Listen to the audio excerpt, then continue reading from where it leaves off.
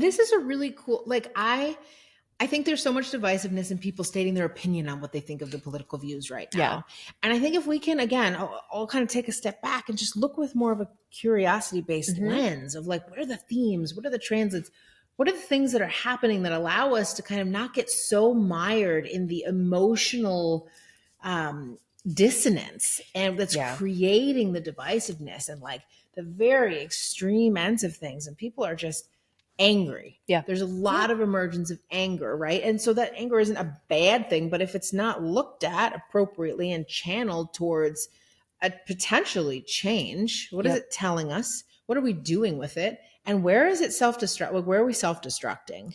Yeah. And I think a lot of people just kind of want something to be angry at. So they choose a person or they choose a party. And it's like, well, while we understand that that might be kind of what you're feeling, like really to understand where that anger is stemming from. And that I think is going to open up, especially in this next phase of kind of the world and where it's going, is going to open up that kind of collaborative approach and understanding, right? Like we don't listen to understand, we listen to respond. And I think that that is the biggest hurdle in humanity right now is like we cannot understand each other when we're talking. It's just, what do you say? Okay, no, that's not why I do it. This is what I'm doing. Responding. Like we're not listening.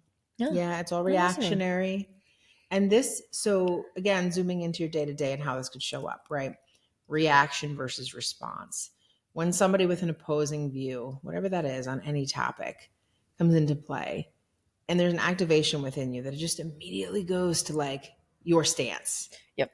That's a reaction. That is like, nope, your truth and my truth they can't coexist. You don't understand me. Then we create sweeping generalizations on somebody misunderstanding us, and then we turn that into they hate us. There's hatred. There's all these things that start to stem from that dysfunction, right?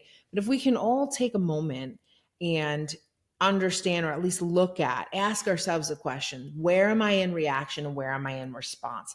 And in the lane of response is curiosity.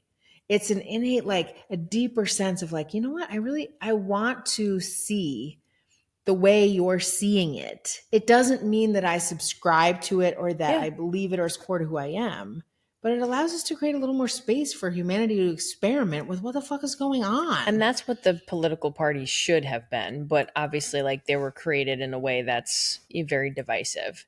And we're meant to have different thoughts. We're meant to have different opinions. I mean, that's just how we are. If we weren't meant to do that, then we would literally not have them.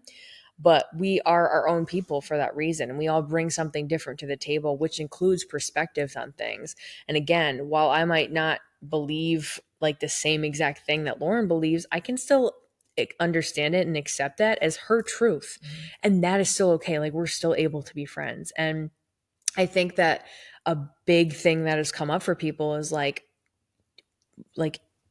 if you believe one thing, like we automatically can't be friends. Yeah. I can't be friends with you. Or like, and even like what people think about somebody saying, because I've heard this before, like your truth. What does that mean? Right. And I always will come back to feeling called as this topic, right? If you feel called to do something and that's part of your purpose and what's falling away for new to emerge, that's connected to your truth. So somebody else that's not walking that path, they're walking their truth, isn't going to be able to understand why you see that as truth. And truth isn't just, that's not us saying we're debunking science.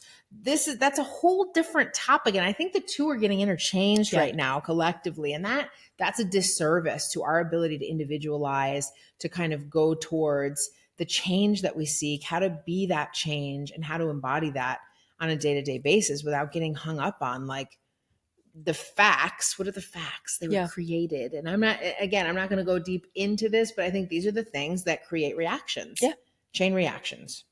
Absolutely. And especially if it comes from a place where that was a trauma in your life and then immediately, it's a reaction and then nothing ever gets solved. And especially if you're not doing the work that's healing that trauma or that opinion for you or that, kind of whatever is stemming that anger or feeling, we can't ever be on the same wavelength. And so it's each of our responsibilities to heal ourselves in a way where we can have an understanding and where we can respect others' viewpoints and kind of just even see where someone's coming from. Yeah. And Again, not having to agree, but just where's the agreeing opportunity to disagree. for growth? Like, where's the opportunity for growth? Like, y'all just don't want to grow. And like you don't want to be surrounded by a bunch of yes people either.